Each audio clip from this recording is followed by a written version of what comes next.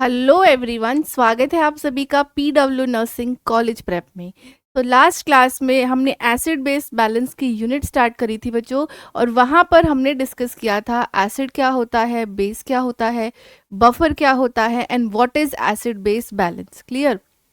आज की क्लास में हमारा मेन फोकस रहेगा कि बफर सिस्टम क्या है, कैसे रेगुलेट होता है एंड हम बात करेंगे एसिड बेस इम्बैलेंस की, यानी कि डिसऑर्डर्स की जो बैलेंस बिगड़ने की वजह से हो सकते हैं। क्लियर। तो चलिए शुरू करते हैं सेशन को। But before we start this session, आप सबको आज के टॉपिक्स लिख लेने हैं। वैसे तो पीछे बता दिया मैंने, but you should write in the notebook also. So आज हम बफर की बात करेंगे, बफर सिस्टम।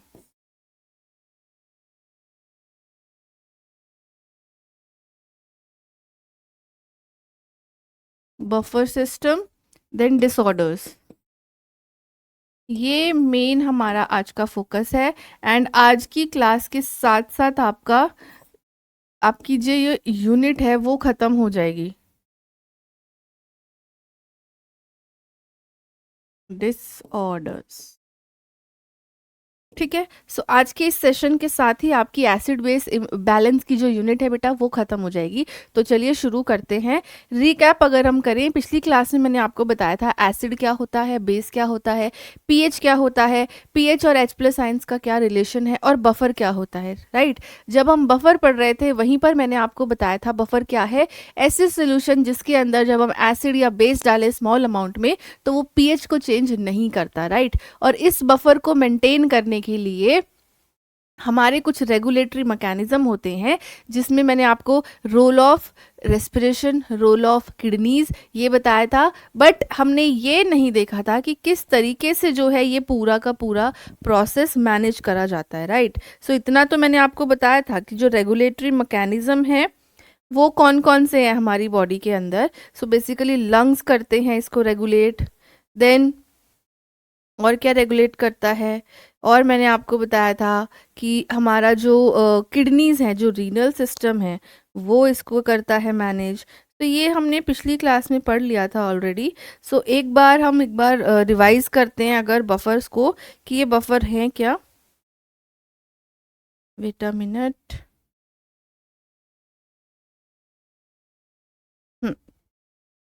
तो पिछली क्लास में बताया था मैंने कि किस तरीके से बफर सॉल्यूशन जब भी हम उसमें कोई भी एसिड या बेस जो है डालेंगे तो पीएच जो है वो चेंज नहीं होगी। राइट। इतना हमने पिछली क्लास में करा था। अब आज हमारा मेन टॉपिक जो हम शुरू करने वाले हैं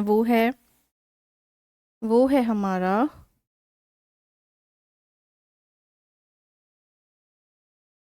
कि बफर काम कैसे करेगा। सी ब्रीफ में तो मैंने आपको बता ही दिया था बफर। तो पहले हेडिंग लिखो बफर सिस्टम।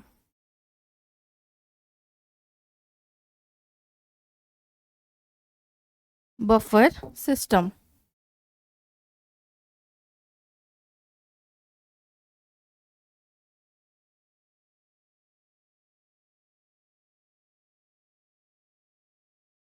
ठीक है।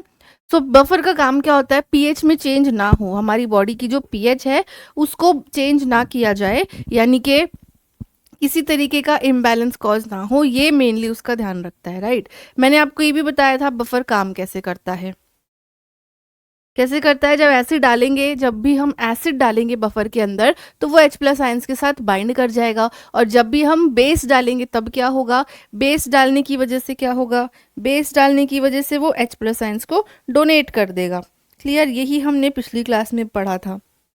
देन मैंने आपको बताया था कि हमारे बॉडी के अंदर, हमारे ब्लड के अंदर रेगुलेटरी मैकेनिज्म्स होते हैं जिसके ज़रिए ये पूरा का पूरा बैलेंस जो है वो बना करके रखा जाता है। और इस बैलेंस को बनाने का काम मेनली लंग्स और किडनीज करते हैं। कैसे करते हैं इसकी हम आज बात करेंगे। सो सबसे पहले तो हम ये देखते हैं कि बफर जो है, बफर के लिए हमारे पास एक इक्वेशन होती है जिसको हम बोलते हैं Henderson Henderson equation. Henderson equation.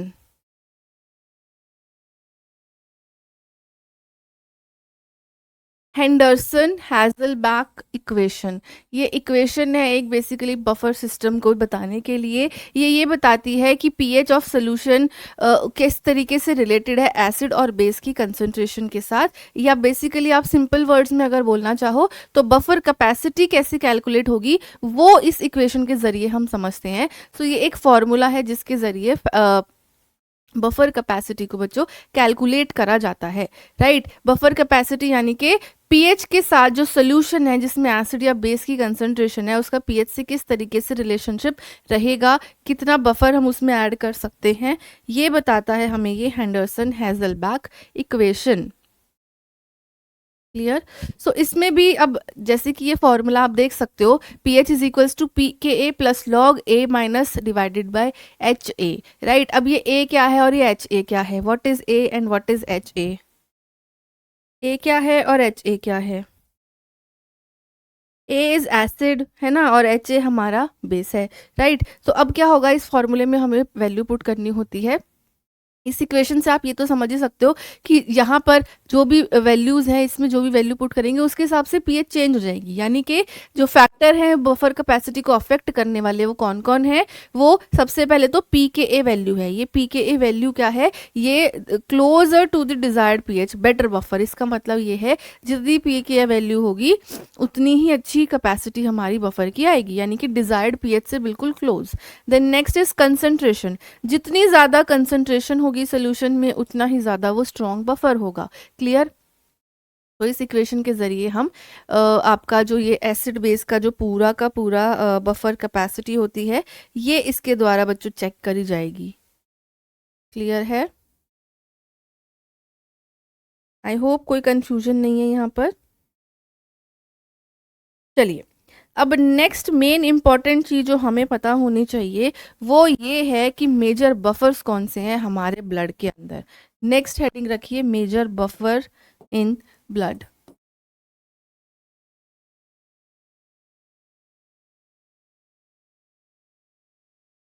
हमारे ब्लड के अंदर कैसे ये बफर मेंटेन किया जा रहा है, कैसे पीएच को बहुत ज़्यादा इंक्रीज या डिक्रीज होने में हेल्प करी जा रही है। तो major buffers in blood heading रखिए major buffers in blood.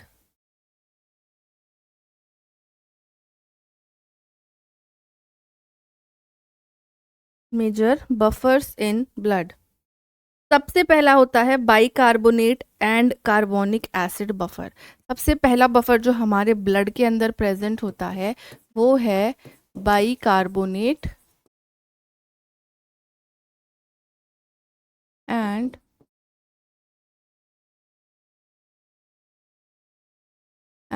Car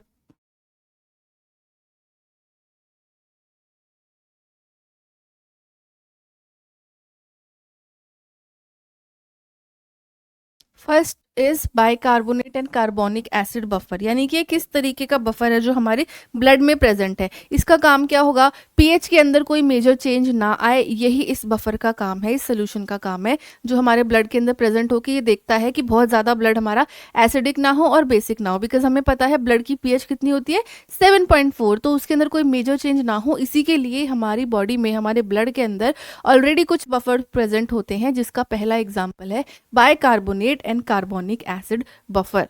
clear.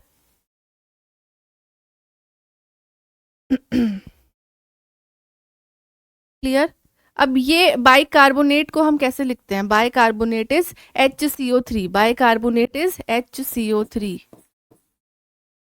और कार्बोनिक एसिड को कैसे लिखते हैं, केमिकल फॉर्मूला क्या है इसका कार्बोनिक एसिड का, carbonic acid is H2CO3, H2CO3। ये आपने पढ़ा होगा केमिस्ट्री के अंदर। तो ये हो गया हमारा केमिकल फॉर्मूला जिससे हम इसे डोनेट करते हैं, डिनोट करते हैं या लिखते हैं, जो मर्जी बोल लीजिए। नेक्स्ट इज ये कैसा बफर है, ये सबसे ज़्यादा इंपॉर्टेंट एक्स्ट्रा सेलुलर बफर है। Extra cellular buffer important, extra cellular buffer यानी कि कहाँ प्रेजेंट है, सेल के outside. Important extra cellular buffer, ठीक है। इंपॉर्टेंट एक्स्ट्रा सेलुलर बफर इसको बोला जाता है। कहाँ प्रेजेंट होगा? सेल के आउटसाइड इस ये जो है प्रेजेंट होता है। नाउ कैसे कंट्रोल होता है? इसको कंट्रोल करा जाता है लंग्स के द्वारा, CO2 की फॉर्म में लंग्स इसे कंट्रोल करते हैं। कंट्रोल्ड बाय लंग्स, कैसे? CO2 की फॉर्म में। एंड किडनीज से भी, किडनी से भी इसको कंट्रोल किया जाता है HCO3 की फॉर्म में, यानी कि बाइकार्बोनेट की फॉर्म में तो किडनीज कंट्रोल करती हैं बफर सिस्टम, और हमारा कार्बोनिक एसिड में हमारा लंग्स कंट्रोल करता है। कैसे? CO2, जैसे जब हम रेस्पिरेशन के दौरान क्या होता है, CO2 को हम बाहर निकालते हैं। CO2 क्या है? कार्बोनिक एसिड, एसिड ही है ना, एसिडिक होता है। अगर CO2 बढ़ता जाएगा, अगर हम एक्सपेल आउट नहीं करेंगे, तो हमारी जो ब्लड की pH है वो कैसी हो जाएगी? वो एसिडिक हो जाएगी, राइट। तो ये एसिडिक सिचुएशन ना हो, इसका काम कौन कर रहा है? ये बफर कर रहा है। ये हमारी बॉडी से कार्बन डाइऑक्साइड को बाहर निकाल देता है। ये इसका मेन रोल है। क्लियर?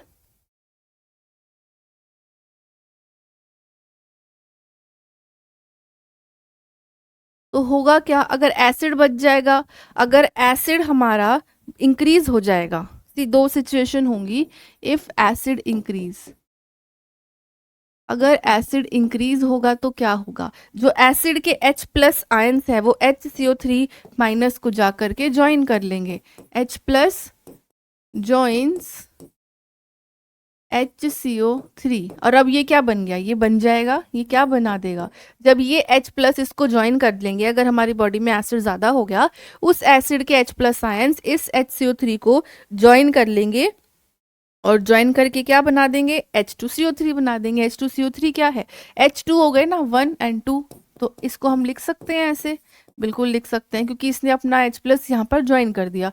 H2CO3 क्या है? कार्बोनिक एसिड है, कार्बोनिक एसिड है। तो ये हमारी बॉडी में अगर इंक्रीज होगा तो इसको किस तरीके से रेगुलेट किया जाएगा? हमारे लंग्स जो हैं वो काम करेंगे, और इस H2CO3 को CO2 की फॉर्म में, यानी कार्बन डाइऑक्साइड की फॉर्म में हमारे लंग्स से इसको निकलवा देंगे, ठीक है। Breathe out,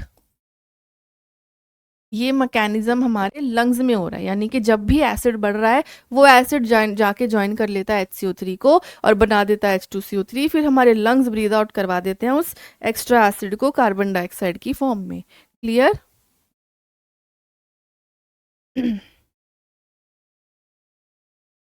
clear?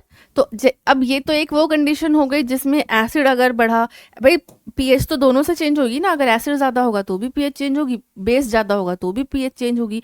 तो ये तो फर्स्ट सिनेरियो है जिसमें एसिड बढ़ा, तो बैलेंस इस तरीके से बना लिया गया कि हमारे लंग्स ने एक्स्ट्रा जो भी एसिड था उसको CO2 की फॉर्म में बाहर निकाल दिया। लेकिन अगर बेस ज़्यादा हो जाएगा तब कैसे बैलेंस बनेगा? इफ़ बेस इंक्रीज, अगर बेस इंक्रीज हो जाएगा तो तब कैसे ये बैलेंस जो है वो बनेगा? तब क्या, जब भी बेस ज्यादा होता है उस समय व्हाट हैपन्स, जो ये HCO3 है, वेट अ मिनट, बेस ज्यादा होने पर H2CO3 अपना H प्लस रिलीज कर देता है, रिलीजेस H प्लस, ठीक है, वो अपना H प्लस निकाल देगा। अब H2CO3 ने अपना H प्लस आयन दे दिया, ठीक है, दे दिया, तो अब क्या होगा? वो क्या बन जाएगा?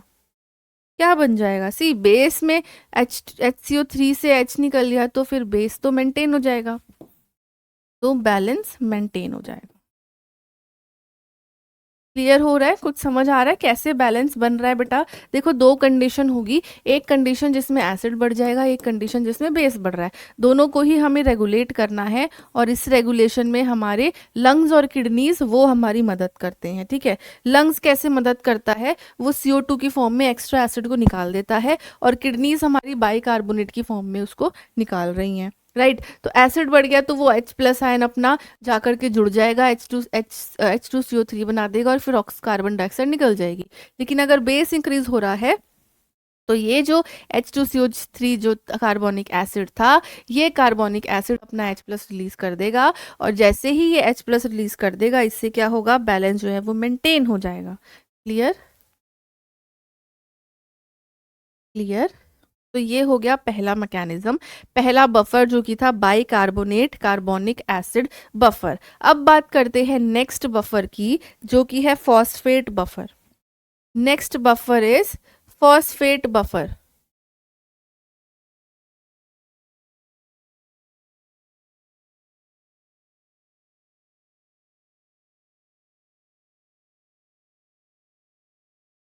पहला बफर हमारा कार्बोनिक एसिड वाला था, ये हमारा दूसरा बफर है और इस बफर का नाम है फॉस्फेट बफर। अब फॉस्फेट बफर क्या करेगा? फॉस्फेट बफर क्या करेगा? ये भी दोनों चीज़ें करेगा। ये भी क्या करेगा? ये भी तो अपना पीएच को मेंटेन करने में हेल्प करेगा। बट यहाँ पर डिफरेंस क्या है? यहाँ पर क्या डिफरेंस है कि ये जो फॉस्फेट बफर है वो इंट्रा सेलुलर होता है। This is intra cellular. वो क्या था? वो एक्स्ट्रा सेलुलर था। तो ये कहाँ प्रेजेंट है? ये इंट्रा सेलुलर है, यानी सेल्स के अंदर है। तो इंट्रा सेलुलर बफर ये सेल्स के अंदर है।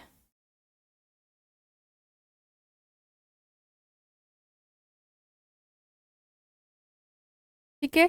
ये फॉस्फेट बफर कैसे करता है काम? ये एक्सिस एसिड को किडनीज के जरिए बाहर निकाल देता है। ये क्या करता है? एक्सक्रीट कर देता है, एक्सक्रीट एसिड फ्रॉम किडनीज। ठीक है, किडनीज से एक्स्ट्रा एसिड को एक्सक्रीट आउट करा देता है, हमारी बॉडी से बाहर निकाल देता है, जिससे कि पीएच जो है वो मेंटेन रहे। एक्सक्रीट करा देगा एसिड को किडनीज के थ्रू। बस इसके बारे में हमें ज़्यादा और जानने की ज़रूरत नहीं है। देन बात करते हैं थर्ड बफर, जो कि होता है प्रोटीन बफर।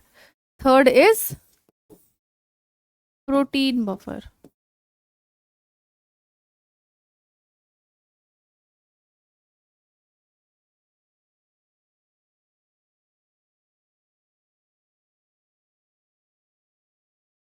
थर्ड बफर है protein buffer.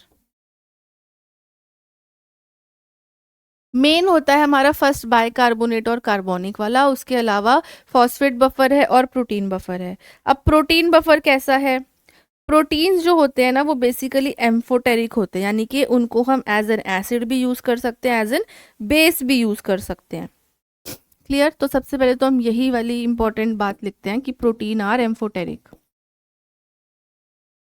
Proteins are amphoteric. Now amphoteric का मतलब क्या होता है कि ये बेस भी हो सकता है, ये एसिड भी हो सकता है, acid as well as base, दोनों तरीके से काम करेगा। अगर एसिड है तो यहाँ पर आपको देखने को मिलेगा COOH एंड बेस में आपको मिलेगा NH2 ग्रुप। ठीक है, ये प्रोटीन के बारे में हम बात कर रहे हैं कि एम्फोटेरिक होते हैं। एसिडिक होगा तो आपको ये ग्रुप मिलेगा, बेसिक होगा तो आपको ये ग्रुप मिलेगा। फॉर एग्जाम्पल हीमोग्लोबिन, सबसे बढ़िया एग्जाम्पल इस प्रोटीन बफर का क्या है? हीमोग्लोबिन। बिकॉज हमारा जो हीमोग्लोबिन होता है वो प्रोटीन से ही तो बना है। हीमोग्लोबिन देखो नाम में ही छुपा हुआ है ग्लोबिन, हमने पढ़ा था ना प्रोटीन्स के अंदर।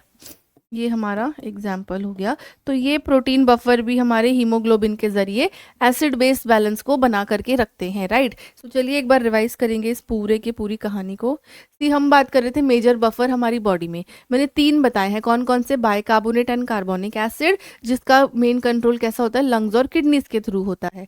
देन हमने बात करी दूसरे बफर फॉस्फेट के बारे में, जो मेनली किडनीज के थ्रू एक्स्ट्रा एसिड को निकाल देगा।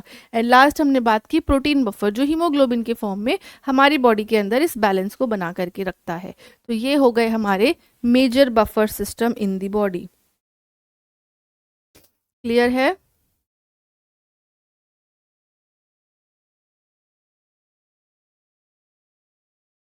नेक्स्ट अब हम एक बहुत इम्पॉर्टेंट मैकेनिज्म जो है वो समझेंगे, तो प्लीज़ थोड़े से अटेंटिव हो जाइए। ये जो मैकेनिज्म हम पढ़ने वाले हैं ये ना सिर्फ आपका इस एग्ज़ाम पॉइंट ऑफ व्यू से इम्पॉर्टेंट है, बल्कि आपके आने वाले जितने भी पेपर आएंगे, चाहे वो कॉम्पिटिटिव एग्ज़ाम्स हो, चाहे वो यूनिवर्सिटी एग्ज़ाम्स हो, चाहे वो फर्स्ट ईयर हो, सेकेंड ईयर हो, थर्ड ईयर हो, फोर्थ ईयर हो, हर जगह आप ये मैकेनिज़्म पढ़ने वाले हैं। तो इसको बेसिक से अभी से ही क्लियर कर लो। क्लियर। तो हम बात करने वाले हैं रेस्पिरेटरी रेगुलेशन ऑफ पीएच।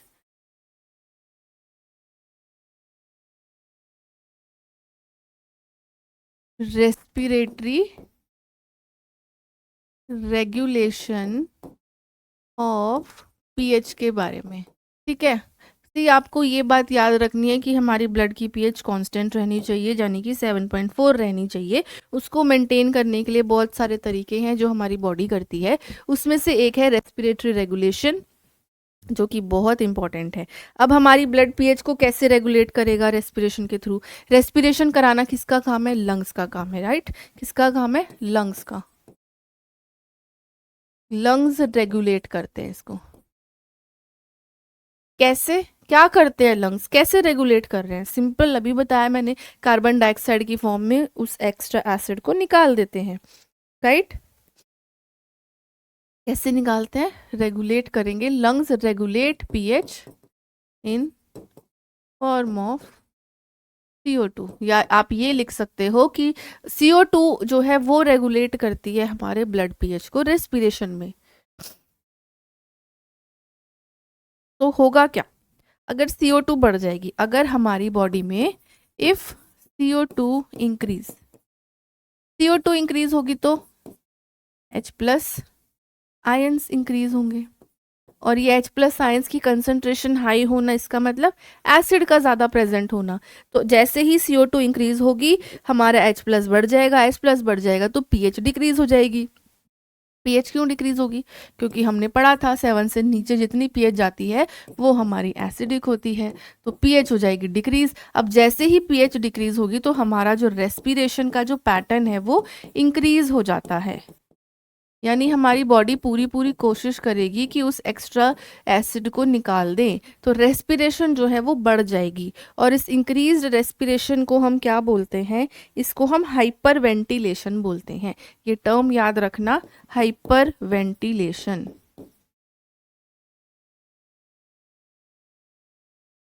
ये क्यों हो रही है? क्योंकि ब्लड की पीएच डाउन है। डाउन क्यों है? क्योंकि CO2 की मात्रा ज़्यादा है, एसिड ज़्यादा है। एक तो ये बात आपको ध्यान रखनी है।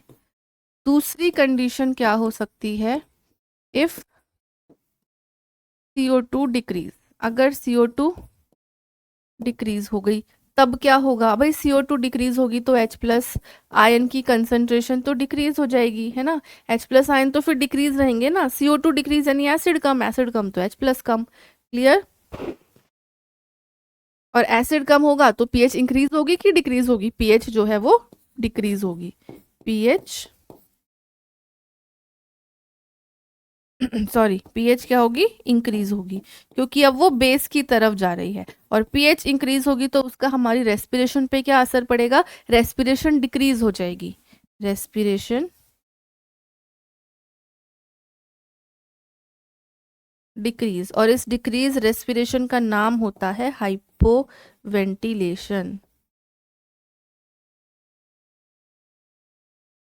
ये दो मैकेनिज्म्स आपको याद रखने हैं। क्यों पीएच इंक्रीज हो रही है तो आपको समझ आ गया होगा, पर रेस्पिरेशन क्यों डिक्रीज हो रही है?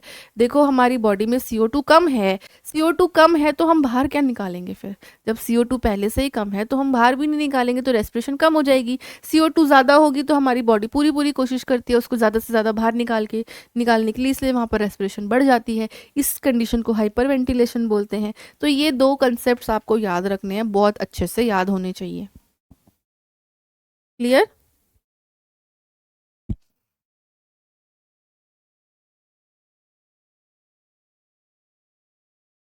क्लियर है। तो हमने एक तो देख लिया कि हमारी बॉडी के अंदर पीएच मेंटेन करने का काम एक तो किसका है? बफर सिस्टम, जो हमने अभी पीछे पढ़ा।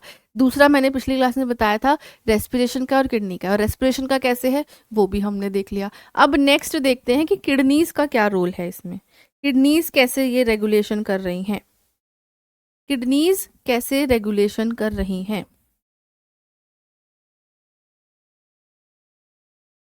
PH regulation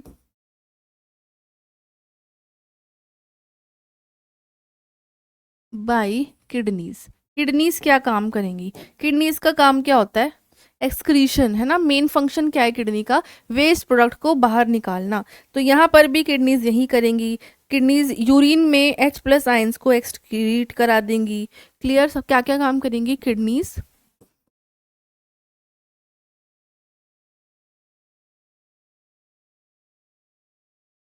kidneys will excrete H plus ions in urine. Urine के जरिए एसिड को बाहर निकाल देंगी। और क्या करेंगी? Bicarbonate HCO3। बेस का क्या होगा? बेस का क्या होगा? सो बेस को रीएब्जॉर्ब कर लिया जाएगा ब्लड में। Reabsorption of HCO3, reabsorption of CO3 in blood. अगर आपने जब अनैटमी पढ़ी होगी किडनी की, वहां पर आपने ये फंक्शन पढ़ा होगा जरूर, राइट। एंड इसके अलावा किडनीज हमारी एसिड्स को डायरेक्टली एक्सक्रीट भी करती है in the form of phosphate and ammonia. In the form of phosphate and ammonia.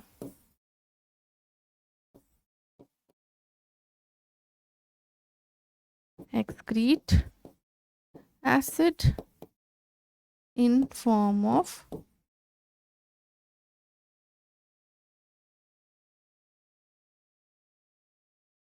Phosphate and ammonia.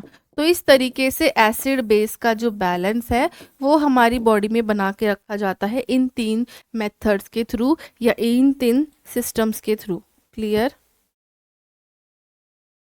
यहाँ तक क्लियर है बेटा? बहुत ही इम्पॉर्टेंट बच्चों ये कंसेप्ट है ब्लड पीएच का, राइट। आई होप आपको याद है पिछली क्लास में मैंने बताया था ब्लड की पीएच 7.4 होती है, जो कि स्लाइटली कैसी है? एल्कलाइन। बहुत एसिडिक नहीं है, एसिडिक तो है ही नहीं, बहुत एल्कलाइन भी नहीं है, स्लाइटली एल्कलाइन है, राइट। तो ये कांस्टेंट पीएच मेंटेन रहनी चाहिए। अगर ये मेंटेन नहीं रहेगी तो इम्बैलेंस हो जाएगा। किस तरीके का इम्बैलेंस होगा? या तो एसिड बहुत बढ़ जाएगा या बेस बहुत बढ़ जाएगा। दोनों ही कंडीशन हमारी बॉडी के लिए अच्छी नहीं है। तो इस बैलेंस को बनाने का काम कौन कर रहा है? 3 सिस्टम कर रहे हैं। वो 3 सिस्टम कौन से हैं? बफर सिस्टम, लंग्स और किडनीज। ठीक है। अब बात आती है कि ये एसिड बेस इम्बैलेंस या जो बैलेंस है इसको हम चेक कैसे करते हैं? कैसे पता चलेगा कि हमारी बॉडी के अंदर एसिड और बेस पूरी अपनी सही मात्रा में है कि नहीं? तो इस एसिड बेस को असेस करने के लिए एक टेस्ट करा जाता है, जिस टेस्ट का नाम होता है ABG, आर्टीरियल ब्लड गैस। ठीक है। तो अब हेडिंग लगा लो ABG। अब हेडिंग कर लो ABG।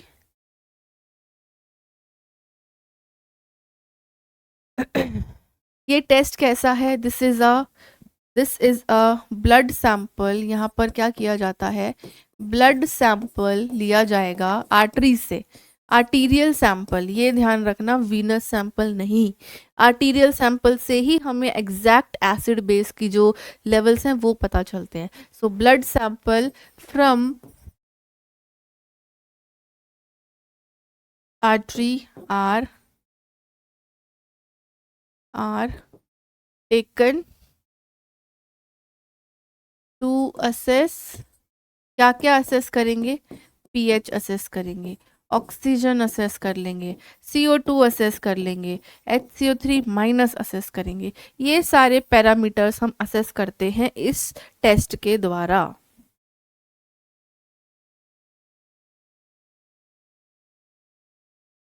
ठीक है।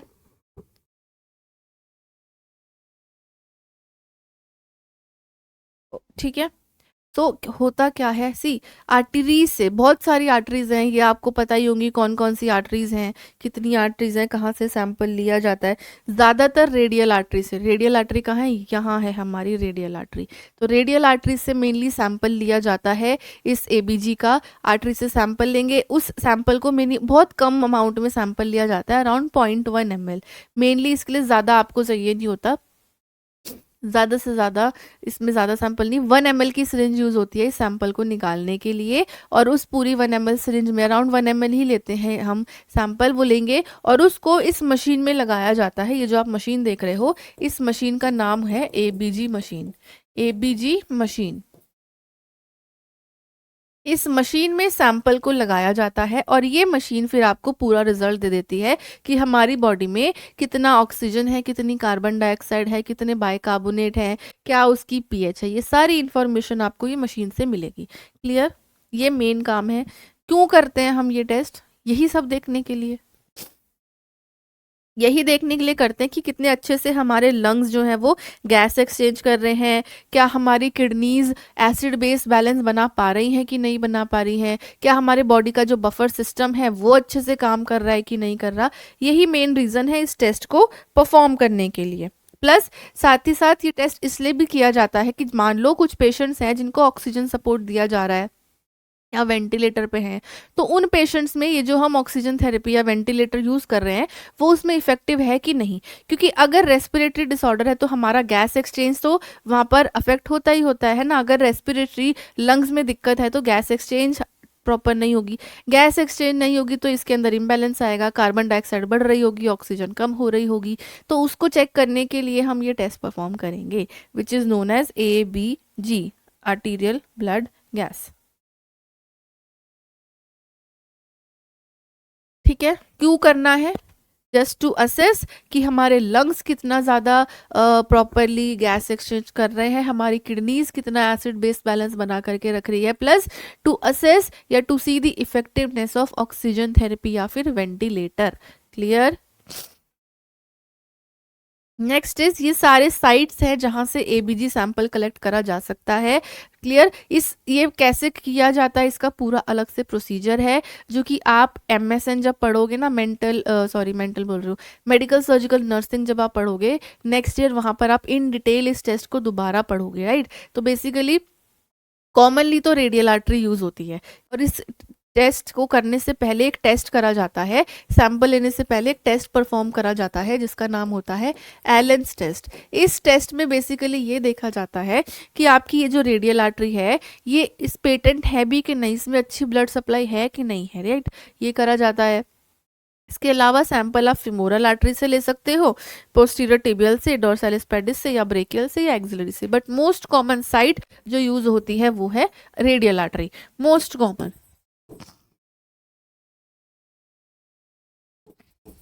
मोस्ट कॉमन बिकॉज यहाँ सैंपल लेना काफ़ी ज़्यादा इजी है, राइट। तो आर्टीरियल सैंपल में और फर्दर रिस्पॉन्सिबिलिटीज़ होती हैं एज अ नर्स। जैसे जिस भी पेशेंट का आप सैंपल ले रहे हो तो आपको सबसे पहले तो इंश्योर करना है कि आर्टरी एकदम पेटेंट हो, ब्लड सप्लाई अच्छी हो, तभी तो सैंपल कलेक्ट होगा। प्रॉपर पोजिशन करी जाती है, पूरा प्रोमिनेंट इस तरीके से हाथ रखा जाता है पेशेंट का, नीचे सपोर्ट के लिए कोई कुशन या टॉवल को रोल करके लगा दिया जाता है और फिर सैंपल लिया जाता है पल्सेशन फील करके।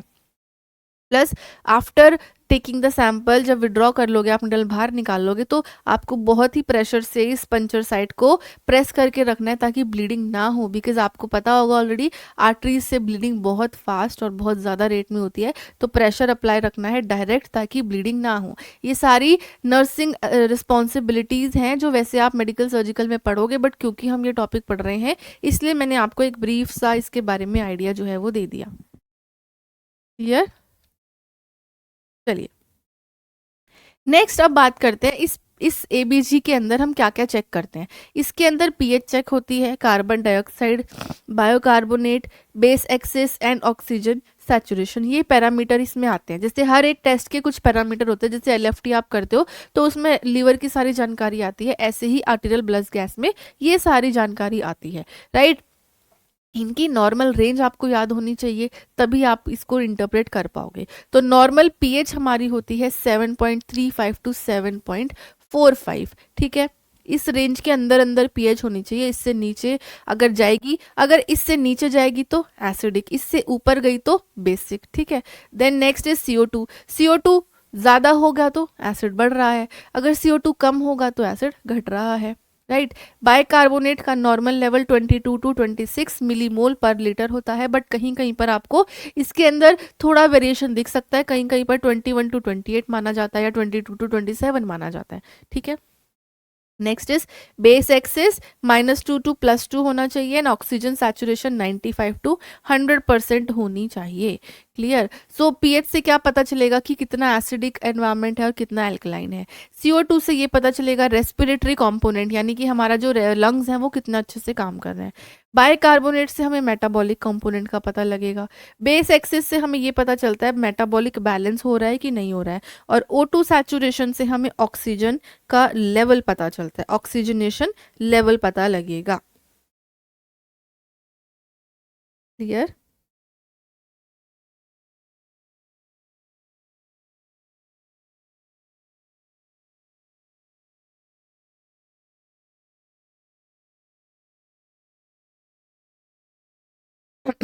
अब बात करते हैं हम एसिड बेस डिसऑर्डर्स की। अब हेडिंग रख लो एसिड बेस डिसऑर्डर्स।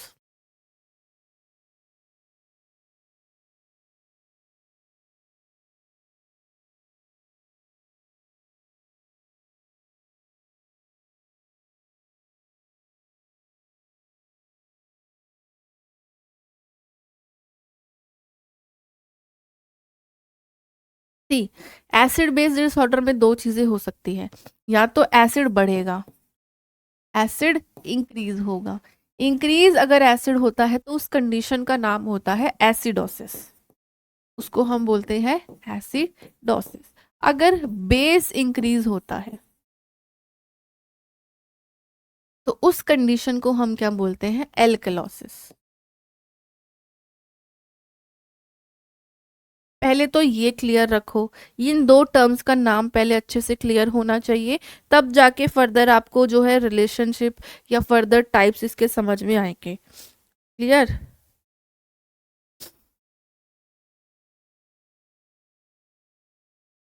तो अगर एसिड बढ़ेगा उसका नाम एसिडोसिस, बेस बढ़ेगा तो उसको हम बोलेंगे एल्कलोसिस। ठीक है।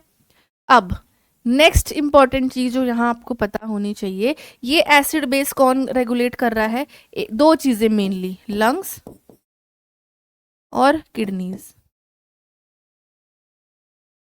ठीक है।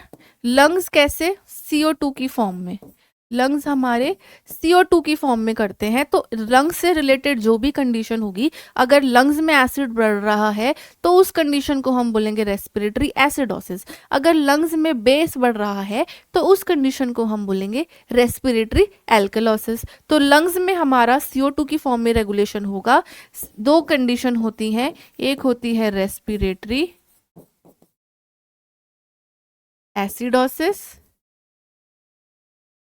दूसरी होगी रेस्पिरेटरी एल्केलोसिस।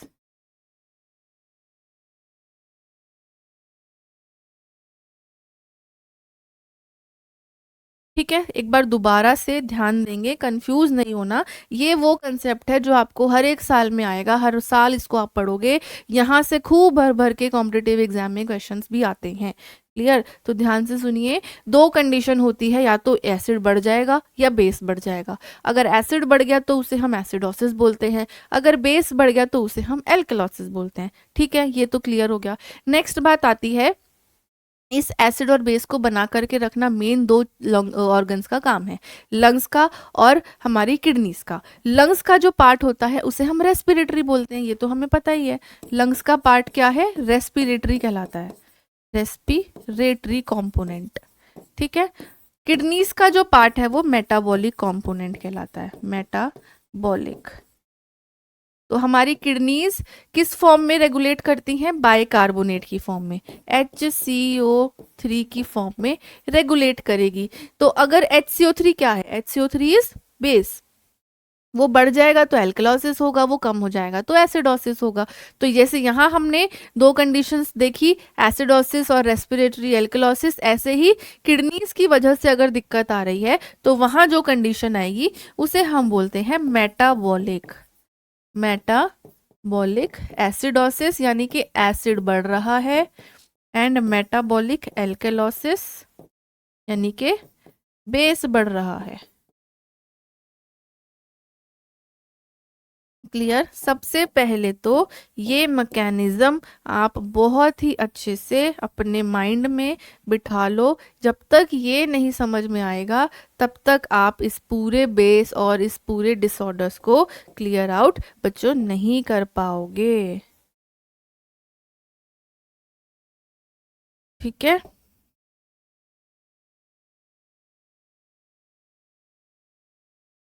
सिंपल बात है, रेस्पिरेटरी लंग्स देखेगा, मेटाबॉलिक किडनीज देखेंगी, तो उसका डिसऑर्डर का नाम भी फिर इसी नाम पे पड़ा है, मेटाबॉलिक एसिडोसिस या एल्कलोसिस, रेस्पिरेटरी एसिडोसिस या एल्कलोसिस, क्योंकि हमारी किडनी का ही काम होता है बाइकार्बोनेट लेवल को रेगुलेट करके रखना। ठीक है।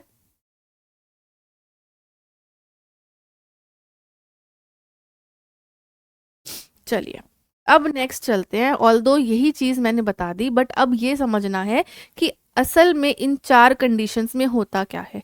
चार कंडीशंस कैसे हैं, कोई डाउट तो नहीं है यहाँ पर।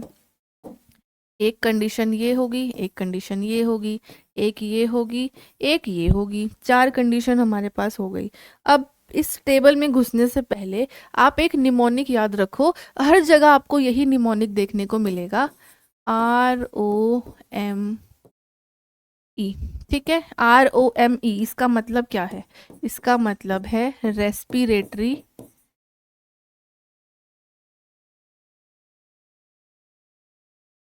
Opposite and metabolic equal.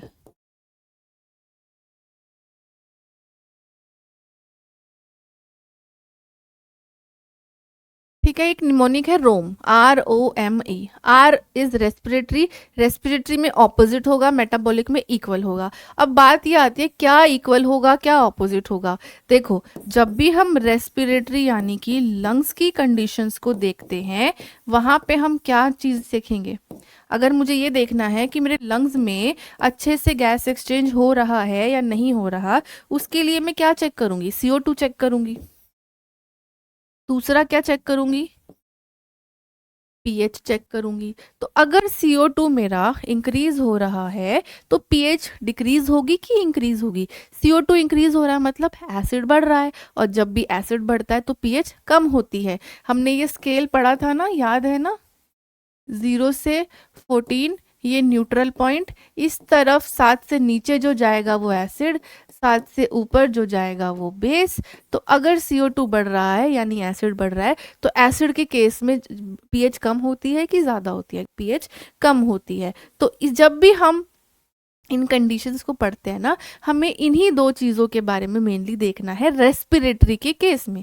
इसीलिए बोला जाता है रेस्पिरेटरी में ऑपोजिट वैल्यू आएगी, यानी कि CO2 बिल्कुल ऑपोजिट जाएगा पीएच के। CO2 बढ़ेगा तो पीएच कम होगी, CO2 घटेगा तो पीएच ज़्यादा होगी। ये पहली कंडीशन है। दूसरी है हमारी मेटाबॉलिक। मेटाबॉलिक में क्या लिखा है? इक्वल। यानी कि यहाँ पर अब मेटाबॉलिक में हम कौन सा कंपोनेंट देखते हैं? यहाँ पर हम देखते हैं बाइकार्बोनेट, क्योंकि किडनीज का काम है बाइकार्बोनेट को रेगुलेट करके रखना, और पीएच तो हम देखेंगे ही देखेंगे। तो मेटाबॉलिक डिसऑर्डर अगर होगा यानी कि दिक्कत किडनीज की वजह से हो रही है, ये देखने के लिए हमें इन दोनों को देखना पड़ेगा। तो यहाँ पर अगर HCO3 कम है तो पीएच भी कम होगी, HCO3 ज़्यादा है तो पीएच भी ज़्यादा होगी। ऐसा क्यों? बाइकार्बोनेट क्या है? बेस। जब भी बाइकार्बोनेट कम होगा तो क्या होगा? बाइकार्बोनेट की कमी यानी एसिड ज़्यादा, एसिड ज़्यादा तो पीएच कम होती है, और बाइकार्बोनेट ज़्यादा है इसका मतलब बेस ज़्यादा है, तो बेस ज़्यादा होता है तो पीएच क्या होती है? पीएच भी तो ज़्यादा होती है। तो ये दो चीज़ें, ये पहले आपको कंसेप्ट क्लियर होना चाहिए। मैं फिर से बताती हूँ, फिर से वापस जाते हैं। मैंने बोला एसिड, सिंपल टर्म्स में अगर एसिड बढ़ता है तो उस कंडीशन का नाम होता है एसिडोसिस, अगर बेस बढ़ता है तो उस कंडीशन का नाम होता है एल्केलोसिस। अब कहाँ एसिड बढ़ेगा और कहाँ कम होगा, ये चीज़ें डिसऑर्डर कहाँ हो सकता है? ये एसिड बेस का इम्बैलेंस हमें दो ऑर्गन्स में देखा जाता है, एक है लंग्स, एक है किडनीज। लंग्स वाले हिस्से को हम रेस्पिरेटरी बोलते हैं, इसीलिए उसका जो उसके डिसऑर्डर है रेस्पिरेटरी एसिडोसिस और रेस्पिरेटरी एल्केलोसिस। ठीक। ऐसे ही किडनीज अगर दिक्कत कर रही हैं तो किडनीज के कंपोनेंट का नाम होता है मेटाबॉलिक। तो मेटाबॉलिक में भी सेम दो ही कंडीशन होगी, या तो किडनीज में एसिड बढ़ रहा है या डिक्रीज हो रहा है। तो बढ़ेगा तो मेटाबॉलिक एसिडोसिस, डिक्रीज हो रहा होगा तो एल्केलोसिस। क्लियर? ये मेन चार चीजें।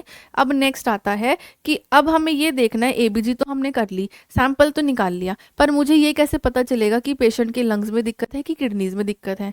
उसके लिए आपको ये कंपोनेंट देखने पड़ेंगे। कौन कौन से? CO2 देखना पड़ेगा, पीएच देखनी पड़ेगी और बाइकार्बोनेट। सबसे मेन ये तीन कंपोनेंट है किसी डिसऑर्डर्स को अगर आप देखना चाहते हो तो इन तीन चीज़ों को ही पहले आप असेस करोगे। इनसे आपको पता चलेगा कि पेशेंट को दिक्कत जो आ रही है वो किडनी से आ रही है कि लंग्स से आ रही है, राइट? अब कैसे पता चलेगा किडनी से है कि लंग्स से? भाई अगर पीएच और CO2 दोनों ऑपोजिट डायरेक्शन में मूव हो रही हैं, कि CO2 बढ़ रहा है पीएच घट रही है, इसका मतलब एसिड की कंडीशन है। और CO2 का काम किसका है? रेगुलेटन का, लंग्स का है, यानी दिक्कत कहाँ है? लंग्स में दिक्कत है। लेकिन अगर CO2 में कोई दिक्कत नहीं है, CO2 नॉर्मल है, पीएच आपकी दिख रही है आपको चेंज, प्लस HCO3 में दिक्कत है, तो अब आप HCO3 और पीएच को कंपेयर करोगे कि दोनों ही डिक्रीज हो रहे हैं कि दोनों इंक्रीज हो रहे हैं। ठीक है, तो ये पार्ट आ गया मेटाबॉलिक में। इसको याद करने का फॉर्मूला है रोम, ROME। क्लियर? क्लियर? अब होगा क्या? पहली कंडीशन है बेटा रेस्पिरेटरी एसिडोसिस। अब हमारे लंग्स में CO2 इंक्रीज हो गई है ना? तो इस एसिडोसिस के केस में क्या होगा? हमारी CO2 इंक्रीज होगी, है ना? CO2 बढ़ती जाएगी, CO2 बढ़ेगी तो पीएच नीचे आएगी, पीएच नीचे आएगी यानी एसिड की तरफ इशारा करेगी। ठीक है, बाइकार्बोनेट का रेस्पिरेटरी में कोई ऐसा सच रोल नहीं है क्योंकि किडनीज तो सही काम कर रही हैं, लंग्स में दिक्कत है, तो बाइकार्बोनेट आपको यहाँ पर तकरीबन नॉर्मल मिलेंगे। और अगर कोई चेंज दिखा भी तो थोड़ा बहुत यहाँ पर रेज्ड वैल्यू दिख सकती है, अदरवाइज नॉर्मल, राइट? तो अगर आप जब ये पैरामीटर देख रहे हो तो आपको ये चीज़ देखने को मिलेगी। यानी अब मैं इसको आपको एक एग्जाम्पल लेके समझाती हूँ। मान लो पीएच नॉर्मल कितनी है हमारी? 7.35 टू 7.45। अब पीएच आई है, मैंने एबीजी चेक करा, पेशेंट की वैल्यू आई है, एक मिनट रुको, हम दूसरे पेज में लिख लेते हैं।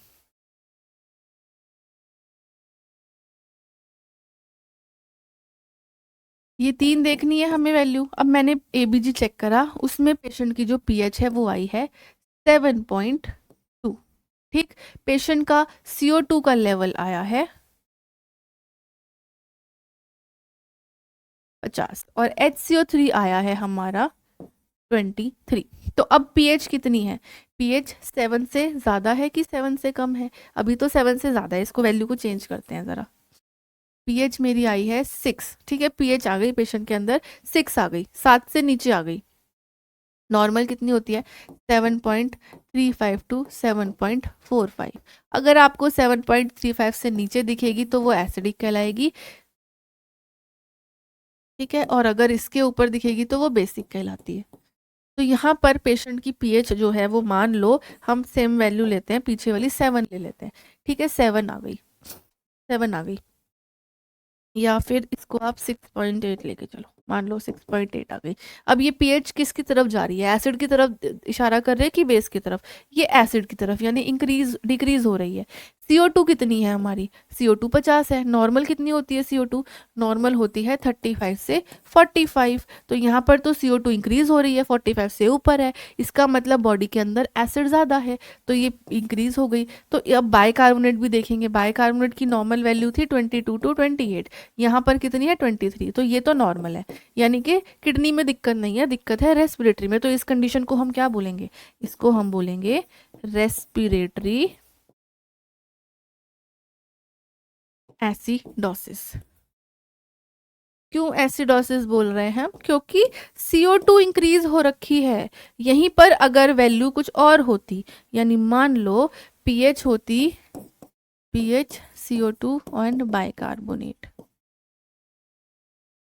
अगर यहाँ पर पीएच हमारी ये पीएच हमारी होती, हमें देखना है रेस्पिरेटरी एल्कलोसिस, अगर पीएच होती हमारी 7.5, CO2 होता हमारा 42 एंड बाइकार्बोनेट होता हमारा यही।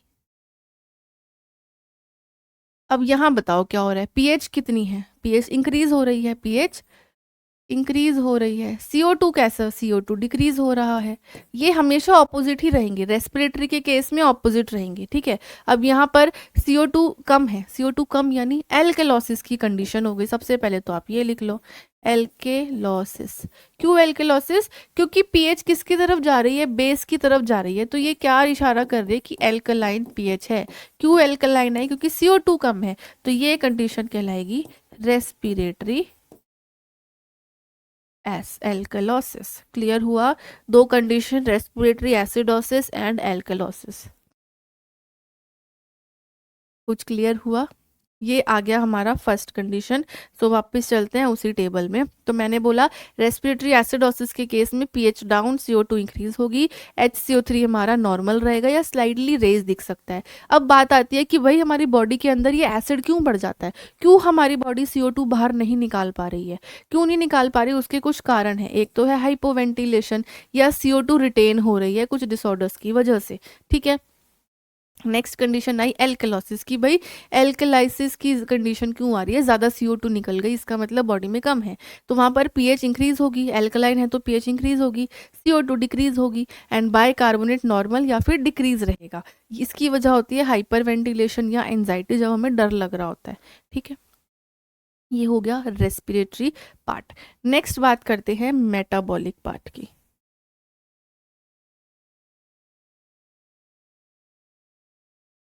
नेक्स्ट बात करेंगे मेटाबॉलिक। अब मेटाबॉलिक में हमें क्या क्या देखना है?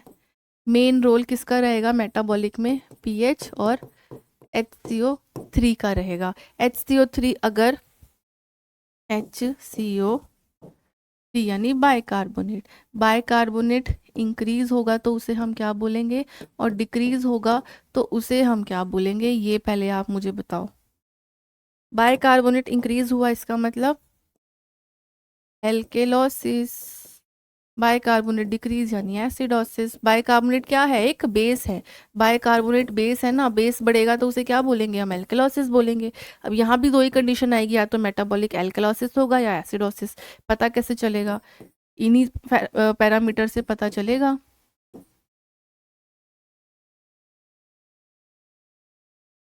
अब मान लो, अब ये भी याद रखना, ROME पढ़ा था हमने, मेटाबॉलिक में पीएच और बाइकार्बोनेट सेम डायरेक्शन में जाएंगे। तो CO2 लगभग हमारी नॉर्मल रहती है, तो ये वैल्यू मैंने लिख दी।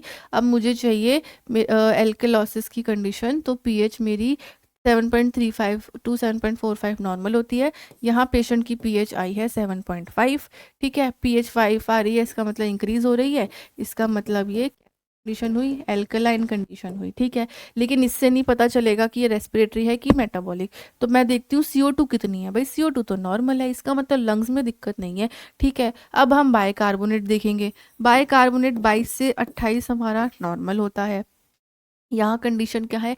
एल्केलॉसिस की। मैंने देखा पेशेंट की बाइकार्बोनेट की वैल्यू 32 आई है, 32 यानी इंक्रीज्ड वैल्यू, इंक्रीज यानी एल्केलॉसिस।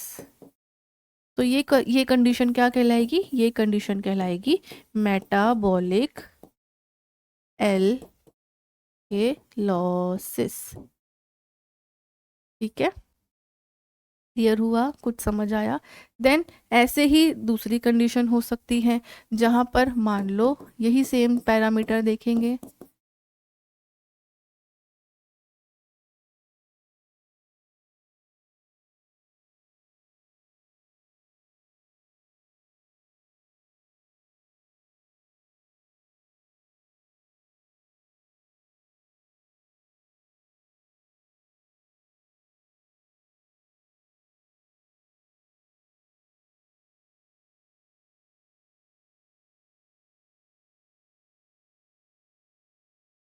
चलो, अब ये मैंने ABG सैंपल लिया, पेशेंट की ये वैल्यू आई, उसमें पीएच आई है 7.2। 7.2 किसकी तरफ जा रही है? एसिड की तरफ, एसिड।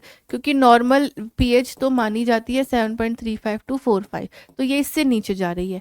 बात करें CO2 की, ये तो बिल्कुल नॉर्मल है, ये तो नॉर्मल है, 35 से 45 नॉर्मल होता है, और ये ठीक है, इसका मतलब लंग्स में दिक्कत नहीं है। अब बात करते हैं बाइकार्बोनेट की।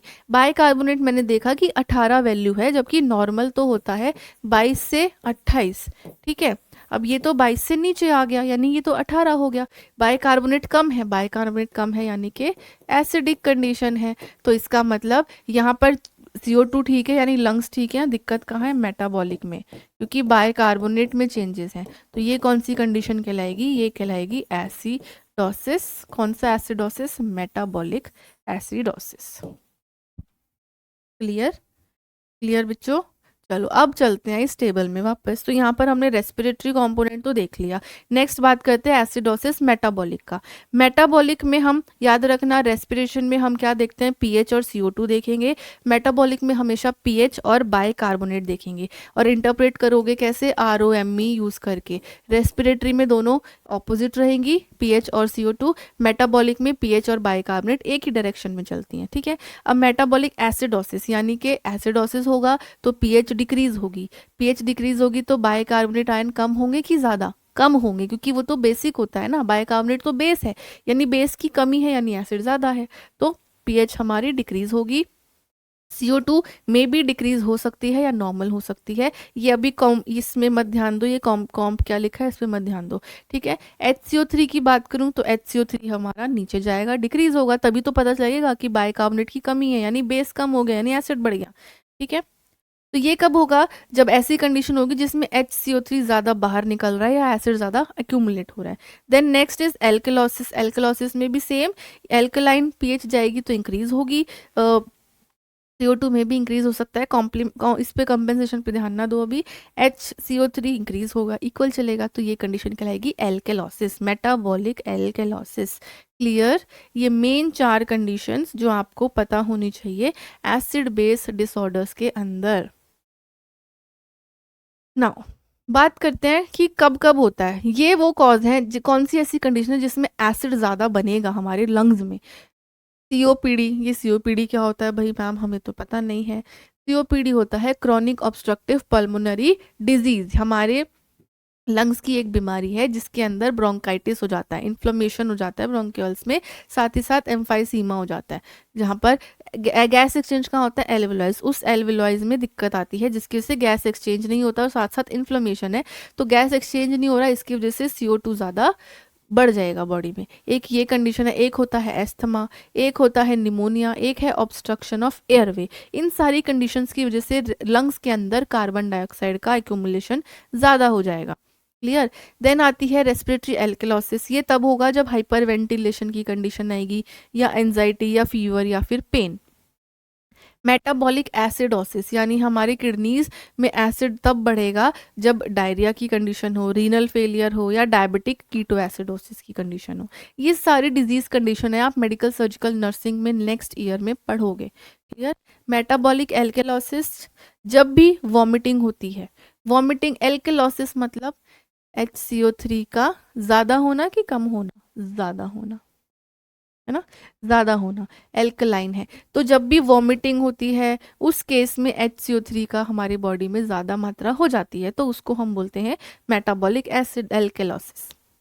ये 4 कंडीशंस कहलाती हैं हमारी एसिड बेस डिसऑर्डर्स की पूरी कहानी। आई होप आपको कुछ क्लियर हुआ होगा, थोड़ा कन्फ्यूजन हो सकता है, अगर आप बिल्कुल पहली बार पढ़ रहे हो ना तो यहाँ पर कन्फ्यूजन आता ही है, बट डोंट वरी, आप कमेंट्स में मुझे मेंशन करके देना, मैं आपकी सारी क्वेरीज दूर कर दूंगी regarding acid base disorders. Clear है बेटा, चलिए अब बात करते हैं कि भाई जब ये एसिड बेस मैकेनिज्म इतना अफेक्ट होता है तो हमारी बॉडी कुछ तो करती होगी ना, बिल्कुल करती है। तो हमारी जो बॉडी के ऑर्गन्स है ना वो कोशिश करते हैं इस डिसऑर्डर को, इस इम्बैलेंस को कंपेंसेट करने की, राइट, उसको ठीक करने की कोशिश करते हैं। कैसे? 3 तरीकों से।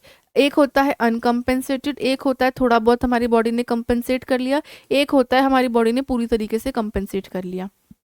इसका मतलब क्या है? अनकम्पेंसेट मतलब हमारी बॉडी कंपेंसेट नहीं कर पाई, हमारी बॉडी उस इम्बैलेंस को ठीक करने में नाकाम रही। ये कब होता है? जब एक सिस्टम जो है वो अफेक्ट है, या तो रेस्पिरेटरी अफेक्ट होगा या फिर मेटाबॉलिक अफेक्ट होगा।